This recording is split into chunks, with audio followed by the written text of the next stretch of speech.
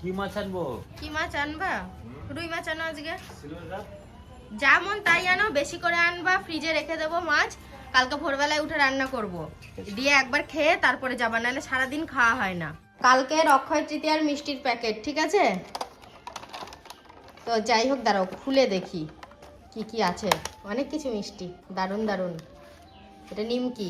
কি ভাবছো বসে বসে? কিছু ভাবছি না, এই সজনে ডাঁটা আলু আর বড়া দিয়ে তরকারি, এটা তো হচ্ছে। আজকে আমি গ্যাসেই করলাম, ভাল লাগছে না, মাথাটা ব্যথা ব্যথা করছে। আর এই যে মাছের তেল এনেছো নাকি গো? না গো, এই মাছটা করব আর এই তরকারিটা হবে আর ভাত। দোকানে বসেছিলাম, তা আমাকে ডাকতে গেল সুন্দর, দিয়ে বাড়িতে আসলাম। বাড়িতে আসার পরে বললো কিনা খাসির চর্বি এনে দিতে। তা খাসির চর্বি আনতে যাচ্ছি, এখন বেলা 12টার মতন বাজে, পাবো কিনা আমি গ্যারান্টি দিতে পারছি না। তা আমাদের রান্না কমপ্লিট হয়ে গেছে। আমাদের রান্না, মাছটা ফুটছে, হ্যাঁ, ভাতের জল বসালাম, মানে ভাতটা বসালাম আর কি। আর এই যে আমার বাবা আমার কাছে বসে রয়েছে।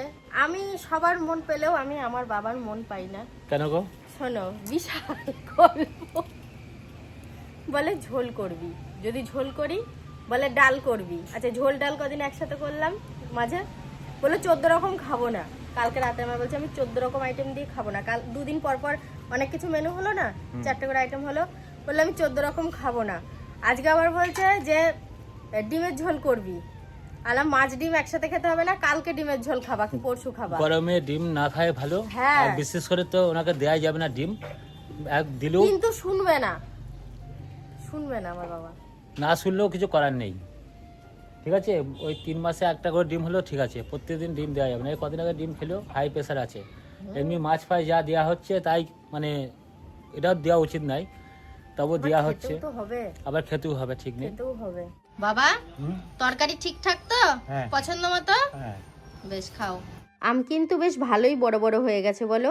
এই বছরে এই সময় এত বড় আম কিন্তু আমি প্রথম দেখলাম। 2টো আম আনা হয়েছে, আর ওপর দিয়ে একটু কেটে কেটে দেয়া হয়েছে, আর তার সাথে লবণ আর লঙ্কার গুঁড়ো। আমি আর আমার বাবা এখন আমাদের বাড়ি যাচ্ছি। আর আমার বাবা, বাবা এই জায়গাটায় দাঁড়াও, এখানটায় দাঁড়াও, আস্তে। হ্যাঁ, তুমি বলছিলে যে একটা গান মোবাইলে রিংটোন করার জন্য, গানটা আরেকবার গাও, সবাই শুনবে। मुंबई से आया मेरा दोस्त दोस्तों सलाम करो। তাহলে বাবাকে নিয়ে চলে এসেছি আমাদের বাড়ি। আরে কোনো যে তেমন বেশি প্রয়োজন কিংবা অনেক আগে থেকে প্ল্যানিং করেছি সেরকম কিছু নয়, তাহলে তোমাদেরকে বলতাম। হঠাৎই মনে হলো যে আসি। আর তাছাড়াও যে দরকার নেই তা না, ছোট্টখাট্ট একটু দরকার আছে। আর আসবো বলে দরকারটা মিটালাম, দরকার মিটানোর জন্য আসিনি কিন্তু। তো আমার বড় মাসি এসছে। আমার বড় মাসির বাড়ি আমাদের বাড়ি থেকে খুব বেশি দূরত্ব নয়, মিনিট 10-15 রাস্তা। তো আমার মাসতুতো ভাই আর মাসি এসেছে। যাক, ভালো লাগলো, মাসিদের সাথে দেখা হলো। দেখো, এতটাই শ্বশুরবাড়িতে ব্যস্ত থাকা হয়, সেরকম কিন্তু আত্মীয় স্বজনের বাড়ি যাওয়া হয় না। মন করলেই টুক করে চলে যাওয়া যায় না। এক জায়গায় সবাই হলে দেখা হয়, সেটা বেশ ভালোই লাগে। এই যে এখন ব্যাগ সেলাই হবে, মাসিও যাচ্ছে দোকানে, আমিও যাব। গেটটা দিয়ে দিই। আমাদের ওখানে যেমন বিড়াল, এখানে তেমন হনুমান। মা তো এখানে সেলাই করছে, আর আমি আর আমার মাসি দুজনে মিলে দেখছি যে কি নেওয়া যায়। পছন্দ যদি কিছু হয় তো নেব। তো সেই কারণেই দেখো মাসি একজোড়া কানের বের করছে, আর এখানে আমার পায়ে লেগে জলের বোতলটা পড়ে গেল, তুলে রাখলাম।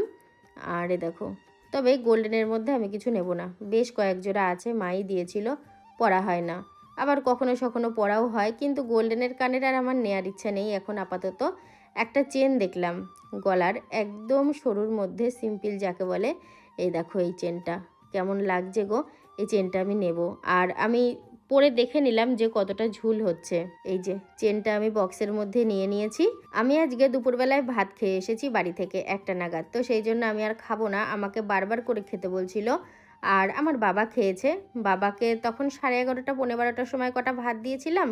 আর আমি বললাম কি এখনই খাওয়ার দরকার নেই, এসেছো আরও পরে খাবা, যাতে করে খিদেটা আর একটু বেশি পায়, মানে খাওয়া পেটে খেলে তো ক্ষতি হতে পারে, সেই জন্যই বলেছি। আর এখানে দেখো কতগুলো কানের মা আমাকে দিল, কিন্তু তোমার মনে খুব হিংসা। একটু কাজ করে কেন, আমার মা আমার ভাইকে বেশি ভালোবাসে আমার থেকে। যখনই দেখে মামাকে আদর করছে, তোর যদি গিয়ে পড়ি তখন আমার ভাই বলে মা দিদিকে একটু আদর করে দাও। আমি যে না থাক, আমি জিজ্ঞেস করতে এসেছি মা তুই কি দিয়ে খাবা বলো। কাটি হয়ে ওখান থেকে চলে আসি। এটা কবে কিনেছো মা? এই কয়েকদিন হলো।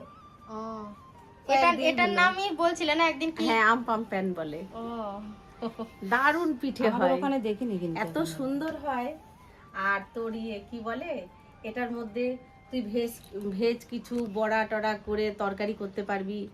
হ্যাঁ, অল্প তেলে তেল অল্প হবে। লাগবে। হ্যাঁ, একদম সুন্দর একবারে হবে। 12টা পিঠে হবে। হ্যাঁ, যা আর খুব সুন্দর পিঠেগুলো জিনিস, দেখতে এত সুন্দর লাগে না, খুব মনোরম। দারুণ জিনিস। হ্যাঁ, খুব সুন্দর। আমার মাসতুতো ভাই আমার থেকে 6 বছরের ছোট, আর মজা করে আমি ওকে দাদা বলছি। আমি বলেছি তুই যখন বড় হয়ে যাবি তখন দাদাই বলবো, আর দাদা বললে বেশ ভালোই মনে মনে খুশি হয়। আর এখানে আমি তো রয়েছি, তার সাথে কিন্তু আরেকজন অ্যাড হয়েছে। তোমরা হয়তো ভাবছে কে, সাধনদা চলে আসলো নাকি, সেরকম না। আমার কর্তা আজকে আসবে না, আমরা সবাই রয়েছি, তো আমার বান্ধবী এসছে। তো অনেক কদিন পর ওর সাথে দেখা হলো, বেশ ভালোই লাগলো, ওকেও ফোন করে ডাকা হয়েছে। তো একসাথে সবাই মিলে দারুণ গল্প। চলে আসলাম বাড়িতে, বাপরে খুব আনন্দ হয়েছে আজকে, অনেক হাসি গল্প হয়েছে। যাক মাসিদের সাথে দেখা হয়েছে, দেখো মিষ্টি দিয়ে পাঠিয়েছে অক্ষয় তৃতীয়ার। আর এখানে রয়েছে কাপড় গামছা, এই যে এই শাড়ি গামছা সায়া ব্লাউজও আছে। এখন আর খুলে দেখালাম না, যেদিন পরবো সেদিন দেখবা, ওই আগামী রবিবারে পরবো। এখনও সন্ধে হতে বেশ কিছুক্ষণ দেরি রয়েছে। এ দেখো ব্যবহারী শাখা দুটো না ময়লা হয়েছে, আর এখন একটু শাখা আমার তাড়াতাড়ি ময়লা হয়, তার কারণ হচ্ছে হাঁড়ি কড়াই মাজতে হয়, তো কাঠে রান্না করি, সেই কালিগুলো ঢুকে যায়। তো ভাবছি এটা একটু ভিজিয়ে পরিষ্কার করব সন্ধে না হওয়া অবধি। আর আমার কর্তাকে তো আমি এসে দেখতেই পেলাম না, আর বাড়ির সবাইও যে কোথায় রয়েছে আমি বুঝতে পারছি না। পুরো বাড়িটা শুধু ফাঁকা, আর যখন ঢুকছি দেখছি সোহিনী ছাদে রয়েছে ওর বান্ধবীর সাথে। তো যাই হোক, আমি শাখাটা পরিষ্কার করে নিই। দেখো শাখা দুটো পরিষ্কার করেছি, কত সুন্দর সাদা হয়ে গেছে, দেখেছো? খুব তাড়াতাড়ি কালি পড়ে যাচ্ছে, হাঁড়ি কড়াই মাজছি না ওই জন্য। আজকে সারাটা দিন কিন্তু আমি সংসারের কাজ খুব ঢিলেমি দিয়েছি। আজকে রাত্রেবেলায় আমি কাজ অনেকটা সেরে রাখবো। আজকে কিছু ভিজাবো না, কালকে কিছু কাচার রাখবো না, কারণ কালকে আমি আর আমার কর্তা সকালবেলা বেরিয়ে যাব, বিধাননগর যাব। তো মাসে একবার করে যাই, সেই যাওয়াটাই যাব। তো সেই কারণে আমি ওই কালকে কাচার মতো কিছু রাখবো না, এক জায়গায় জড়ো করে রাখবো, পরশু কাচবো। আর এখন যেটা করব, এখানে কিছু মিষ্টি রয়েছে, ওই হালখাতার মিষ্টি, আমাদের বাড়িতে কেউ খাওয়ার নেই না, এই যে অল্প কিছু রেখে বাকিটা মোটামুটি দিয়েছে।